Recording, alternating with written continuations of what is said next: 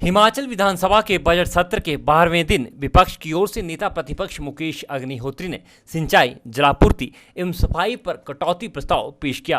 प्रस्ताव पर चर्चा के दौरान नेता प्रतिपक्ष और डलहौजी से कांग्रेस की विधायक आशा कुमारी ने बजट आवंटन और भर्तियों में असंतुलन पर सवाल उठाए। भाजपा विधायक रमेश धवाला के एक सवाल के जवाब के बहाने सरकार पर आरोप लगाया कि सिर्फ 2 हलकों में आधा बजट खर्च किया जा रहा है, बाकी के 66 हलकों में जवाब देना मुश्किल हो रहा है। अग्निहोत्री ने सदन में सरकार से जल जीवन मिशन और अन्य योजनाओं के लिए बजट के बंटवारे पर श्वेत पत्र लाने की बात कही। अग्निहोत्री ने कहा कि 2-3 हलकों में ही बजट बांट दिया गया है। आज कटौती प्रस्ताव लाया था सिंचाई एवं पेयजल के मसले पे, और जो उसका जो हम डिटेल चाहते हैं, हम चाहते हैं कि सरकार इस पे श्वेत पत्र जारी करे ताकि दूध का दूध पानी का पानी हो और डिटेल आ सके।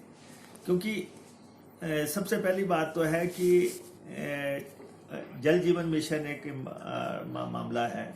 जल जीवन मिशन के तहत जो है सरकार ने हजारों करोड़ रुपए के टेंडर किए हैं, हजारों करोड़ के टेंडर, और सरकार के पास पैसा नहीं आया। ना तो राज्य ने पैसा दिया, ना ही केंद्र से पैसा आया। और आज जो मंत्री जी ने डिटेल दी है और उन्होंने कहा कि हमें 222 करोड़ रुपया एक आया जो पिछले साल का था, 326 करोड़ रुपया दूसरा आया एक साल का, और एक उन्होंने कहा इंसेंटिव मिला 58 करोड़ का। तो कुल पैसा ले दे के इसको आप टोटल कर लें तो ये आपको 600 करोड़ के आसपास जो है ये पैसा आया है। लेकिन टेंडर तो आपने कर दिया है जो है 5000 करोड़ के।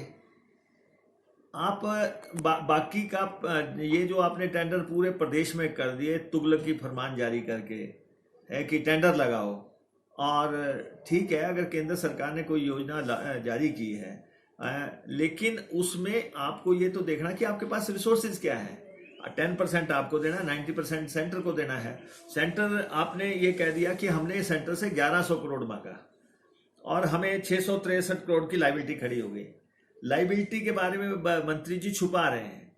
ये 663 करोड़ नहीं है, ये बहुत बड़ी लायबिलिटी है। अगर जो हम अंत तक उनसे पूछ रहे हैं कि भाई आपने टेंडर कितने के किए, आपने 1100 करोड़ तो मांगा, लेकिन आपने टेंडर कितने के किए। टेंडर जो है आपने पहली दफा जो है 250 करोड़ रुपए की आपने फर्स्ट शेल्फ अप्रूव किया, जिसमें आपने फाइनेंशियल सैंक्शन भी साथ ही दे दी। 250 करोड़ तो आपने पहले में दे दिया। दूसरे में फिर आपने जो है दूसरा और तीसरा शेल्फ फिर आपने अप्रूव किया। तो उस जिसमें आपने कहा कि इसमें हम ये नहीं बताएंगे, आपने डिपार्टमेंट को कह दिया कि आप स्कीम अप्रूव करेंगे, टोटलिटी में नहीं बताएंगे कि कितने का ये शेल्फ अप्रूव हुआ। स्कीम वाइज लोकल लेवल पे वो दे दिया। तो आपने 3 शेल्फ अप्रूव किए, 250 करोड़ का 250 करोड़ का पहला शेल्फ था, और उसको ऐड कर लें तो 5000 करोड़ के आसपास बैठेगा। इस पर मुख्यमंत्री जयराम ठाकुर ने मुकेश अग्निहोत्री को टोकते हुए कहा कि बार बार ऐसी गलत बयानबाजी करना सही नहीं है। इसके बाद कांग्रेस विधायक आशा कुमारी ने भी सरकार पर बजट आवंटन में भेदभाव के आरोप लगाए।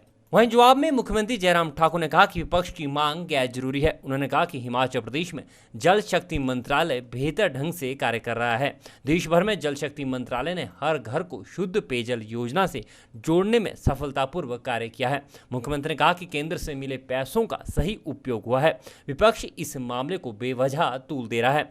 मुख्यमंत्री ने कहा कि प्रदेश सरकार राज्य के समग्र विकास के लिए कार्य कर रही है और हर विधानसभा क्षेत्र में सड़क, स्वास्थ्य, शिक्षा, सिंचाई और पेयजल सुविधाओं की मांग और आवश्यकता के अनुसार कार्य किए जा रहे हैं। मुख्यमंत्री ने कहा कि सरकार हर विधानसभा क्षेत्र में एक समान विकास कार्य कर रही है। विपक्ष की ये जो मांग है गैर जरूरी है, अनावश्यक रूप से है, जिसका कोई आधार नहीं है। हिमाचल प्रदेश में जल शक्ति मंत्रालय बहुत बेहतर ढंग से काम कर रहा है। पूरे देश भर में जल शक्ति मंत्रालय ने जहां हर घर को शुद्ध पेयजल की योजना को आगे बढ़ाने में जो चौथा फेज है उसको सफलतापूर्वक पूरा करने की दृष्टि से जो इंसेंटिव लेने की बात है उस स्टेज तक पहुंचा है। और जो पैसा केंद्र से दिया गया तो उस पैसे को यूटिलाइज भी किया। और उस तरह से मैं यही कहूँगा कि अनावश्यक रूप से एक माहौल खड़ा करने की कोशिश कर रहे हैं कि यहाँ मंत्री के खिलाफ, मुख्यमंत्री के खिलाफ इस प्रकार के माहौल खड़ा किया जाए ताकि बाकी विधायकों में नाराजगी हो, हार्ट बर्निंग हो, इस तरह की कोशिश की जा रही है। आप जाइए हमारे विधानसभा क्षेत्र में और देखिए, जहाँ जिस चीज़ की ज़रूरत वो वहाँ पर हम कर रहे हैं। मेरे विधानसभा क्षेत्र में अगर पेयजल योजना की और सिंचाई की ज़रूरत है तो वहाँ पर होनी चाहिए।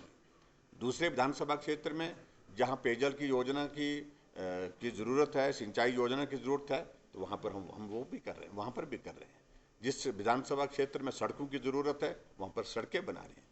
जिस विधानसभा क्षेत्र में हेल्थ इंस्टीट्यूशन कम है वहाँ पर हेल्थ इंस्टीट्यूशन दे रहे हैं। जहाँ एजुकेशन इंस्टीट्यूशन की ज़रूरत है वहाँ एजुकेशन दे रहे हैं, एजुकेशन इंस्टीट्यूशन दे रहे हैं। यानी कि पूरे प्रदेश में समग्र विकास हो, किस विधानसभा क्षेत्र की रिक्वायरमेंट क्या है और उसके बाद नॉर्म्स जो हमारे हैं स्कीम्स के, उसके मुताबिक जिस योजना के अंतर्गत उस विधानसभा क्षेत्र में हम काम कर सकते हैं वो काम करने की कोशिश करते हैं। और हर एक विधानसभा क्षेत्र की समस्या एक जैसी नहीं होती हैं, तो इसलिए बड़ा स्पष्ट मैं कह रहा हूँ कि उनको ये गलत फहमी है कि ज़्यादा हो रहा है, ये हो रहा है, वो हो रहा है। सब जगह विकास समान है।